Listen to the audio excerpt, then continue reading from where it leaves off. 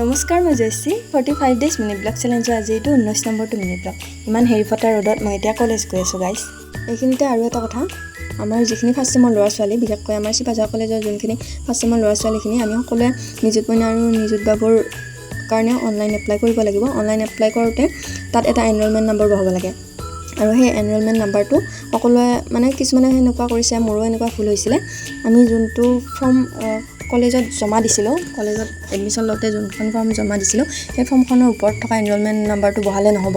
যোনটো আমাৰ গুৱাহাটী ইউনিভাৰ্চিটিৰ ফালৰ পৰা যোনটো এনৰলমেণ্ট নাম্বাৰ দিয়ে, সেই এনৰলমেণ্ট নাম্বাৰটোহে বহাব লাগিব। আৰু প্ৰায়খিনিয়ে জানে বাৰু, যিখিনিয়ে নাজানে সেইখিনিৰ কাৰণে কৈ দিছোঁ। এতিয়া আমি কনফাৰেঞ্চ হলত বহি আছোঁ, অডিশ্যন লৈ আছিলে, যিহেতু আমাৰ ফ্ৰেছাৰ্ছলৈ আৰু বেছি দিন নাই।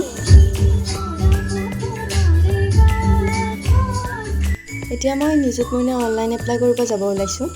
কামখিনি কৰোঁতে অলপ দেৰিয়ে হ'ল আৰু ঘৰ আহি পাওঁতে 8:30 মানে বাজিল। তো আজিলৈ বাই বাই, নেক্সট মিনি ব্লগত আকৌ লগ পাম। ধন্যবাদ।